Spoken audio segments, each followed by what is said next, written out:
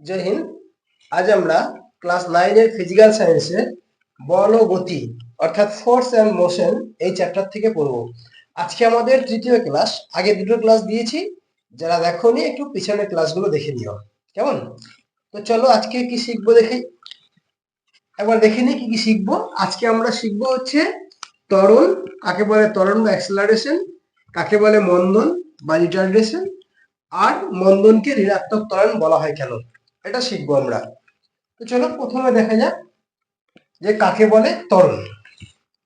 ত্বরণ জিনিসটা কি, তা আমরা দেখেছিলাম আগের ক্লাসগুলোতে, আমরা এইটা আলোচনা করেছি যে কোনো বস্তু যখন এক স্থান থেকে অন্য স্থানে যায়, অর্থাৎ বস্তুটি যখন গতিশীল হয়, কিছুটা দূরত্ব অতিক্রম করে, বা তার একটা সরণ হয়, সরণও চিনেছি আমরা, দূরত্বও চিনেছি আমরা।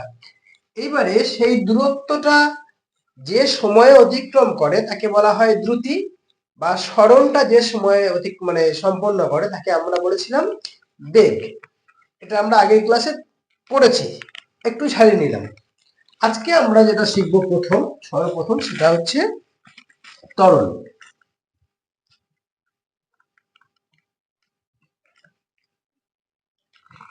কাকে বলে ত্বরণ দেখি। আমরা যখন ট্রেনে যাই বা গাড়িতে যাই বা বাসে যাই, একটা জিনিস খেয়াল করেছি, বাস স্থির আছে, আস্তে আস্তে স্পিড বাড়ছে, আবার একটু স্পিড বাড়ছে, আবার স্পিড বাড়ছে। বা ট্রেন যখন স্টেশন ছাড়ে তখন দেখা যায় ট্রেনের স্পিডটা আস্তে আস্তে আস্তে আস্তে বাড়তে থাকে, তাই না? আস্তে আস্তে বাড়তে থাকে। এই যে বেগটা বেড়ে যাওয়া সময়ের পরিবর্তনের সাথে সাথে, এখন এই জায়গাতে বেগটা আছে এরকম, তারপর আরো বাড়ছে আরো বাড়ছে আরো বাড়ছে, এই যে বেড়ে যাওয়াটা অর্থাৎ বেগের যে পরিবর্তন, তার হার মানে বাই সময়, তার হারটাকেই বলা হয় ত্বরণ। তাহলে কিভাবে লিখবো? যদি কোনো গতিশীল বস্তু বা কণা ক্রমবর্ধমান বেগ নিয়ে চলে, বর্ধমান মানে কি, যা বেড়ে বেড়ে যাচ্ছে, যা বাড়ছে তাকে বলা হয় বর্ধমান, আমরা বাংলায় পড়েছি, যা বাড়ছে তাকে বর্ধমান বলি। তাহলে যদি কোনো বস্তু কণা ক্রমবর্ধমান বেগ নিয়ে চলে, তাহলে তার বেগ পরিবর্তনের হারকে বলা হয় ত্বরণ। বোঝা গেল? কি লিখবো তাহলে? কি বলবো? যদি কোনো বস্তু কণা ক্রমবর্ধমান বেগ নিয়ে চলে, তবে তার বেগ পরিবর্তনের হারকে বলা হয় ত্বরণ, মানে সময়ের সাপেক্ষে, এটা খেয়াল রাখবে। তবে তার বেগ পরিবর্তনের হারকে বলা হয় ত্বরণ। এখানে সময়ের সাপেক্ষে কথাটা খেয়াল রাখবে, যে সময় পরিবর্তনের সাথে। বুঝে গেল কি? বুঝে গেল না? একটু উদাহরণ দিই। মনে করো একটা গতিশীল বস্তু, মানে ধর একটা বাস বা ট্রেন স্টেশন ছাড়ছে। প্রথমে তার বেগটা ছিল যখন জিরো, তখন তার বেগটা জিরো রইল, যখন সময় জিরো, টাইম জিরো, তার বেগটা জিরো। আস্তে আস্তে যাচ্ছে, তার বেগটা কিছুক্ষণ পরে ধরো 10 সেকেন্ড পরে 10 কিলোমিটার হলো, এই হ্যাঁ 10 কিমি/ঘন্টা হলো। এই যে বেগটা বাড়ছে, এর হারটাকেই বলা হয় ত্বরণ। তাহলে মনে করি কোনো বস্তু, কিভাবে লিখবো দেখো, তাহলে যদি কোনো বস্তু কণা ক্রমবর্ধমান বেগ নিয়ে চলে, তবে সময় সাপেক্ষে তার বেগ পরিবর্তনের হারকে বলা হয় ত্বরণ বললাম। এবারে মনে করি কোনো বস্তু কণার প্রাথমিক বেগ সমান ইউ, প্রাথমিক বেগটা ইউ ধরে নিলাম। এবারে টি সময় পর, মানে সময় সমান হচ্ছে টি, সময় টি হলো, টি সময় পর বস্তুর মানে অন্তিম বেগ, মানে বেগটা ভি হলো, মনে করো টি সময় পরে বেগ সমান হলো ভি। তাহলে ত্বরণ কি হওয়া উচিত? ত্বরণ কি হওয়া উচিত বলো? কি হবে না, কোন মানে ত্বরণ সমান আমরা লিখতে পারি, ত্বরণ সমান কি লিখতে পারি না, বেগের পরিবর্তন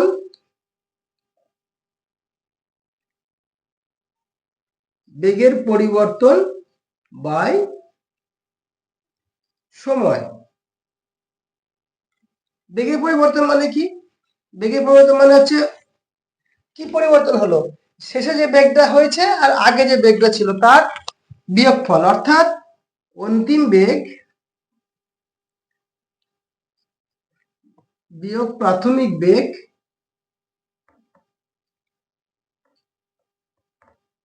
বাই সময়। তাহলে এটা যদি আমরা এইটা এই ধরে লিখি, মানে ইয়ে অনুসারে ত্বরণকে যদি আমরা অ্যাক্সেলারেশন মানে এ ধরি, এ সমান অন্তিম বেগ ভি, প্রাথমিক বেগ ইউ বাই সময় হচ্ছে টি। লিখতে পারি তো? অর্থাৎ এই চলে আসে দিকে লিখতে পারি এ সমান v minus you by t বা এ টি সমান ভি মাইনাস ইউ। এবার যদি এটাকে আমরা এদিকে নিয়ে আসি তাহলে কি লিখবো? ভি মাইনাস ইউ সমান এ টি। তাহলে ভি ইজ ইকুয়াল টু এটা এদিকে নিয়ে আসলে ইউ প্লাস এ টি। বোঝা গেল? এই হচ্ছে একটা সমীকরণ, V is equal to you plus A T. ঠিক আছে, তো এই একটা সমীকরণ পেলাম, V is equal to you plus A T, যেখানে এ ইজ ইকুয়াল টু ত্বরণ। তাহলে ত্বরণকে যদি আমরা এ ধরে নিই তাহলে ত্বরণ সমান লিখতে পারি, ত্বরণ সমান হচ্ছে বেগের পরিবর্তন বাই সময়, অর্থাৎ অন্তিম বেগ মাইনাস প্রাথমিক বেগ বাই সময়। ঠিক আছে, যেটাকে আমরা লিখতে পারি, এটাকে যদি নিয়ে আসে এখানে এই সমান v minus you by t, বা কোনাকুনি গুণ করলে বজ্রগ্রহণ করলে এটি is equal to V minus u. তাহলে ভি মাইনাস ইউ সমান এটি, তাহলে v is equal to you plus at. Clear? এরপরে দেখো, এই যদি ত্বরণের থেকে একটা আমরা সমীকরণ পেলাম V is equal to you plus at. এবারে দেখো ত্বরণ সমান আমরা কি পেলাম? ত্বরণ সমান পেলাম বেগের পরিবর্তন বাই সময়। আচ্ছা, বেগের পরিবর্তন মানে কি? বেগের পরিবর্তন মানে তো বেগ, বেগ মানে বেগের পরিবর্তন মানে বেগই পাচ্ছি তো। বেগ মানে হচ্ছে সরণ বাই সময়, আর এখানে যে সময় মানে সময় নিচে আছে 1 বাই সময়। তাহলে সরণের একক কি? সিজিএস পদ্ধতিতে। আচ্ছা, তার মানে কি লিখতে পারি? সরণ বাই সময় স্কয়ার, দুটো সময় হলো সময় স্কয়ার। তাহলে দেখো এখান থেকে আমরা একক নির্ণয় করতে পারছি। দেখো একক কি হবে? ত্বরণ একক কি হবে? ত্বরণে দেখো সরণ একক কি? সিজিএস পদ্ধতিতে, সিজিএস এ সরণ একক কি? সেন্টিমিটার, আর সময় একক কি? Second by second, centimetre per second square. মানে লিখতে পারি এরকম সেন্টিমিটার পার সেকেন্ড স্কয়ার। ঠিক আছে, আর এসআই পদ্ধতিতে কি হবে? একই জিনিস। দেখো এটা দূরত্ব হচ্ছে এই সরণের হচ্ছে মিটার, আর সময় হচ্ছে সেকেন্ড স্কয়ার, সেকেন্ডের স্কয়ার সমান হচ্ছে মিটার পার সেকেন্ড স্কয়ার।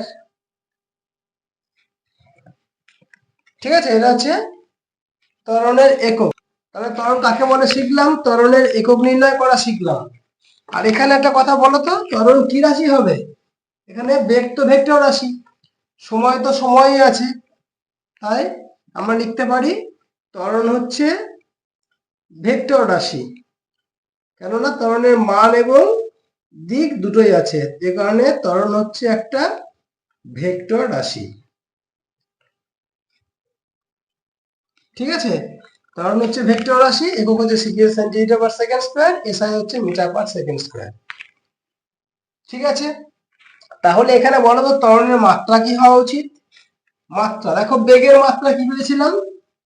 বেগের মাত্রা আমরা এম এল টি জিনিসও জানি। এখানে বেগের ক্ষেত্রে কোনটা আসবে? এল আসবে, আর সময়ের ক্ষেত্রে হচ্ছে টি আসবে। বেগ বাই সময় আমরা এখানে পেয়েছিলাম এল বাই টি স্কয়ার, অর্থাৎ এল T to the power minus 2। এটা হচ্ছে মাত্রা।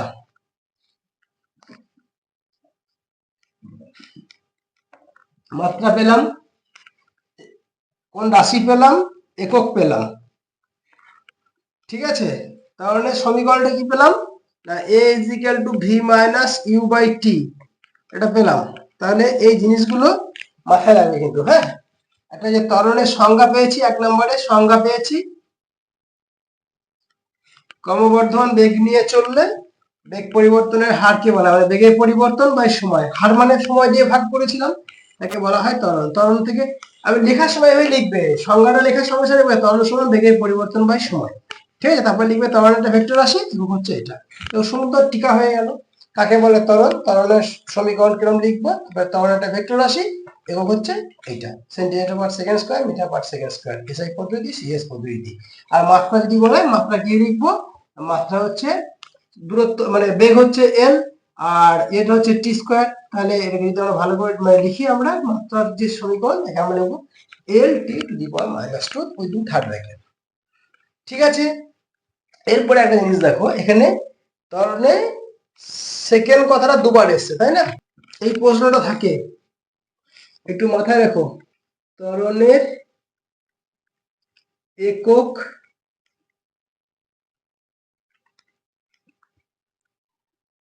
লেখার সময় সেকেন্ড কথাটি দুইবার ব্যবহৃত হয়। প্রশ্নটা এখানে লিখি, আমি এর উত্তর লিখে ফেললাম। প্রশ্ন হচ্ছে ত্বরণের এককের সময় বোঝাতে, ত্বরণের এককে সময় বোঝাতে সেকেন্ড স্কয়ার লেখা হয় কেন? তো উত্তর লিখবে যে ত্বরণের একক লেখার সময় সেকেন্ড কথাটি দুইবার ব্যবহৃত হয়। একবার হচ্ছে প্রথমবার হচ্ছে বেগ বোঝানোর জন্য, কি বললাম? প্রথমবার হচ্ছে বেগ বোঝানোর জন্য, আর দ্বিতীয়বার হচ্ছে বেগের পরিবর্তনের হার, বেগের পরিবর্তনের হার বোঝানোর জন্য, হার বোঝানোর জন্য। ঠিক আছে, বুঝে গেল তো? একবার বেগ বোঝানোর জন্য, এক বেগ পরিবর্তনের হার বোঝানোর জন্য। ওকে, এটা হচ্ছে সেকেন্ড কথাটা কেন দুবার ব্যবহৃত হয়। এবার হচ্ছে মন্দন। মন্দন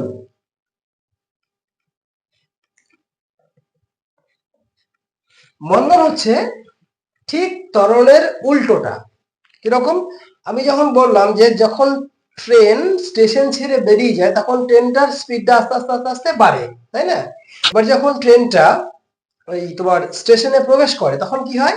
স্পিডটা আস্তে আস্তে কমতে থাকে। বা গাড়ি যখন আমরা কোনো জায়গায় দাঁড় করাই তখন কি আস্তে আস্তে স্পিডটা কমতে থাকে।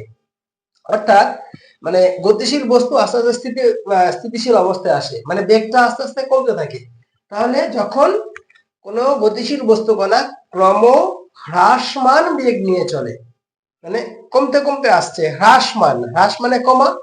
যখন কোনো গতিশীল বস্তু কণা ক্রম হ্রাসমান বেগ নিয়ে চলে তখন তার বেগ পরিবর্তনকে বলা হয়, মানে বেগ পরিবর্তনের হার বলবো, বেগ পরিবর্তনের হারকে বলা হয় মন্দন।